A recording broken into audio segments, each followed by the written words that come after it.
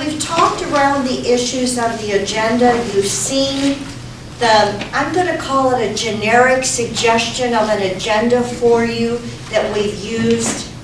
The important thing here is that you have an agenda and that you use an agenda.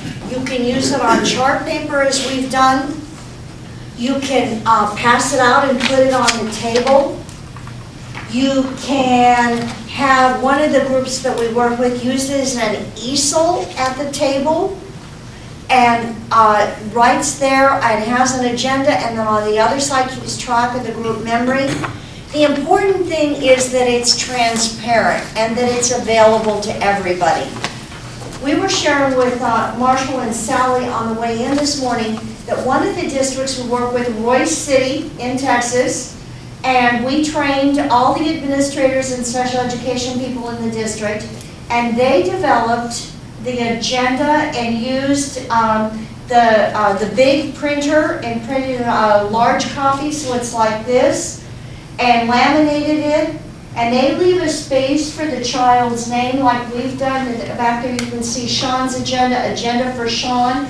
Then they can write that in on the laminated paper, and if you use a whiteboard marker, it works on lamination. And they have several different forms that they use and have run off. Each school has an easel set, an artist set that they use that, and they all have a facilitation kit with the charts. I think that's a wonderful idea, and it certainly makes it easier. You don't have to do an agenda. There are probably 4 or 5 or 6 agendas that you can pretty much use and flesh out for the different types of meetings. You're going to want one for initial meetings.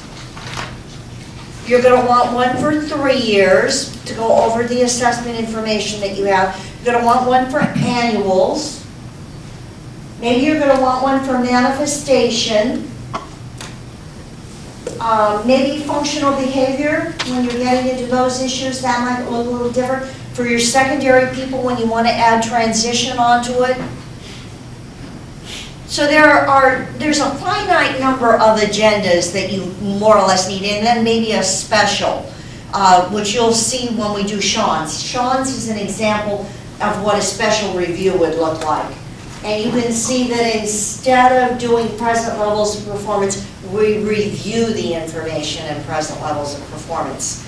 The important thing is that effective agendas contain as few topics as possible. Basically, you have 3 major areas on an IEP agenda. You may have subtopics that you're going to need to flesh out, but very simple. When you're designing it, remember that people have 3 needs when it comes to an agenda: results, process, and relationships. You're going to have to hit all 3 of those components. And finally, an agenda that isn't understood by the group isn't very useful. So you have to make sure that everybody understands it. When you look at the next page, for meeting chairs, going over that information at the beginning of the agenda or before the meeting is mission critical. It helps you to do your planning, how you're going to lay out your meeting. Sharing that agenda ahead of time and a copy of it, along with sending out the draft of, if that's appropriate for an IEP, is certainly best practice. Best practices. You're going to want to make sure that you've shared that, because it gives people a chance to plan for their input into that agenda and into the meeting. During the meeting, I can look up at that agenda and I can say, okay, I know I have to contribute at this part. I'm going to relax and really tune into the rest of the meeting because I know where I'm coming. I don't have to worry about it. And then finally at the end, it helps you debrief. When you look at the agenda on page 23, you can see that on the left-hand side is the topics agenda. This is the one that we've used, we've posted, we share with everybody.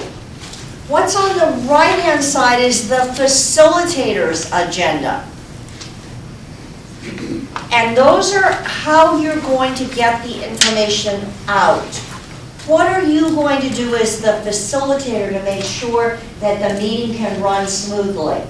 For example, under present levels of performance, you can see it says round robin review. Well, what does that mean? Who am I going to start with? Is this appropriate for me to begin with a parent and getting the strengths and challenges out? Or do I need to start someplace else? Is the director going to be able to be quiet and let the conversation go, and is that going to be appropriate? You know, you need to think about all of those kinds of issues. This is the agenda that I take and I put in plastic and put Post-it notes all over it for how I'm going to facilitate notes to myself. This is the one that I think is really valuable. Now, let's look at the left-hand side for a minute that we've been using, where it says determine program placement and services. And we've had a lot of discussions about this. What is the appropriate order you need to go through? Well, the question is, in what least restrictive environment are you going to implement the goals and objectives? What related services do you need to support the placement? What are some of the other issues that we have to discuss that maybe don't appear on this that you're going to want to add? Well, supplementary aids and services. We have to talk about assistive technology. I like to talk about assistive technology as it relates to the placement. Some people feel that they want to talk about assistive technology in relationship to goals and objectives. Where do the accommodations come in? Are you going to talk about those in relationship to your goals and objectives? And some attorneys advise you to do that. Or are you going to talk about those in relationship to placement and services? I can make you an argument for either case. I don't think it's non-compliant to do it that way. I certainly wouldn't talk about them under present levels. Transition for high school. Where are you going to talk about transition? Now, I know in some districts and some places, the discussion of transition and the development of a transition plan then drives the IEP. And I've seen several heads nod. I have also seen transition done at the end after you've talked about placement and services, and then you talk about transition. Again, I can make you an argument either way.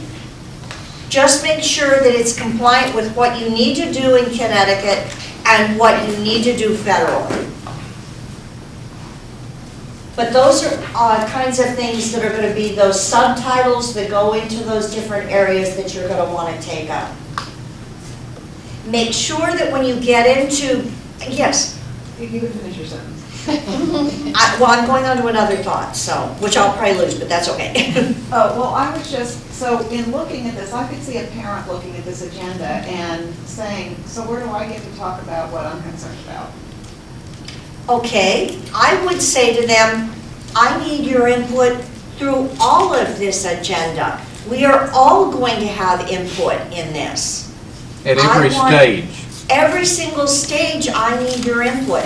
And I would have shared that with the parent as a facilitator before the meeting.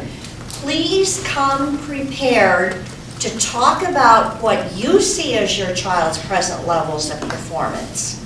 Please come prepared to make suggestions for things you want your child to be able to do in a year. We call those goals and objectives, but I need for you to give me input into that. Please come prepared to talk about your suggestions for placement or what services you think might be appropriate. And certainly, if you're looking at a secondary child, what are your long-term goals for this student? What do you want them to be able to do when they complete their secondary education? What should we be striving for? Those are all mission-critical questions. And I want to make sure, again, that this is collaborative and I have input from that parent all along the way. Again, time is the issue here.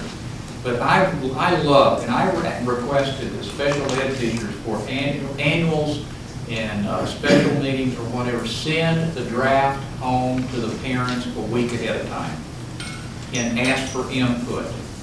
We can solve a lot of problems before the meeting starts. And if the parent walks in and they look up here and there's one of their goals, it's already up there. They feel vested in the meeting before we ever get the introductions. So I solicit that information pre-meeting.